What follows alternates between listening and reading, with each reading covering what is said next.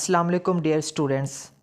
Electrodynamics के आज के लेक्चर में हम बात करते हैं force on a dipole in an external electric field. यानी कि किसी भी एक्सटर्नल इलेक्ट्रिक फील्ड के अगर हमारे पास कोई भी अगर डाइपोल मौजूद है उसके ऊपर लगने वाली फोर्स का अगर हमें मैग्नीट्यूड फाइंड करना हो तो वो हम किस तरह से फाइंड कर सकते हैं, आज उसका हम रिलेशन फाइंड करेंगे।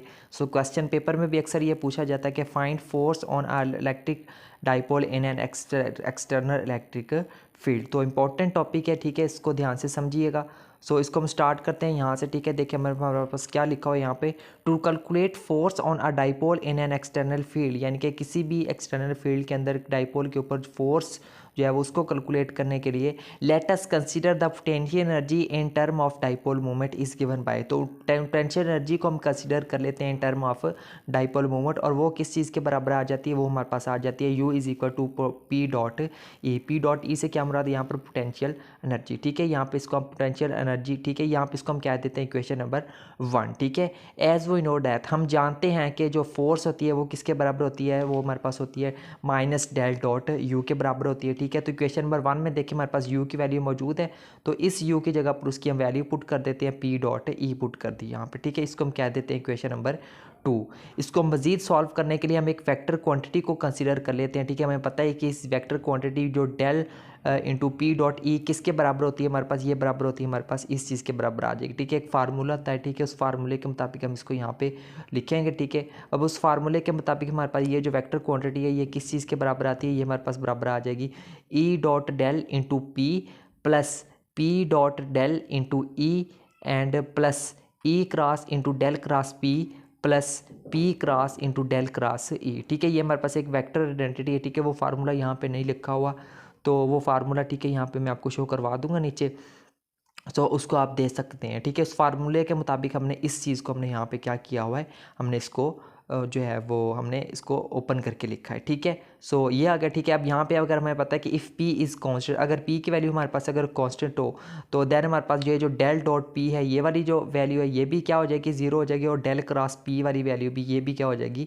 ज़ीरो हो जाएगी, ठीक है। So del dot p and del cross p is equal to zero, ठीक है। जब हम इसकी वैल्यू पुट करेंगे तो ये वाली जो इक्वेशन हमारे पास ये क्या बन जाएगी, सो हम लिखेंगे so the above equation becomes del into P dot E is equal to, ठीक है, यहाँ पे del dot E dot del into P वैसे आ जाएगा, plus P cross into del cross E हमारे पास ये दो टर्म्स रह जाएंगे। क्यों? क्योंकि ये वाला फैक्टर भी यहाँ पर इसकी जगह पे जब जीरो होगी तो पूरा फैक्टर यहाँ पे जीरो हो जाएगा।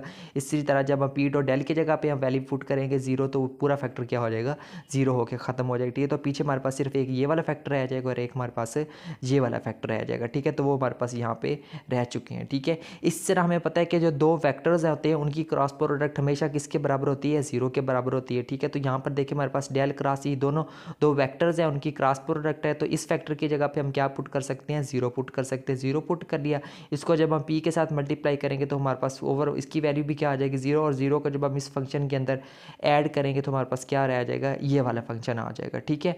सो यहाँ पर हमारे पास del into potential P dot E किसके बराबर आ जाएगा, E dot del into P के बराबर आ जाएगा, ठीक है। तो अब इसको हम किस में पुट कर सकते हैं, इसको हम पुट कर देते हैं इक्वेशन नंबर 2 के अंदर, ठीक है। इक्वेशन नंबर 2 हमारे पास क्या आती है, ये वाली इक्वेशन नंबर 2 थी हमारे पास, ये है वो चीज़, ठीक है। तो यहाँ पे ये जो हमारे पास लिखा हुआ है del into P dot E, इसकी जगह पे हम क्या हम पुट कर सकते हैं, ये वाली वैल्यू पुट कर सकते हैं, ठीक है। तो ये वाली जब मैंने वैल्यू पुट की तो हमारे पास कौन सा रिलेशन बना, ये रिलेशन बन गया, ठीक है। तो ये क्या है हमारे पास, F is equal to minus into E dot del into P, इसको हम कह देते हैं इक्वेशन नंबर 3।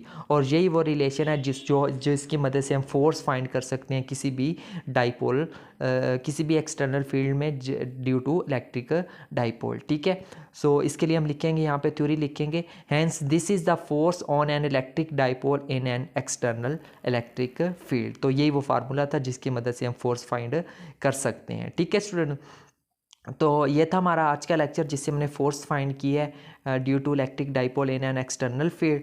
सो इसको आप ध्यान से यहाँ पे इसके आप स्क्रीनशॉट ले सकते हैं, सिर्फ 2 ही पेजेस हैं, छोटे से इंपॉर्टेंट टॉपिक है, छोटा सा, ठीक है। इसको आप ध्यान से कर लीजिएगा। सो मिलते हैं नेक्स्ट लेक्चर में किसी और टॉपिक के साथ, तब तक के लिए टेक केयर एंड अल्लाह हाफिज़।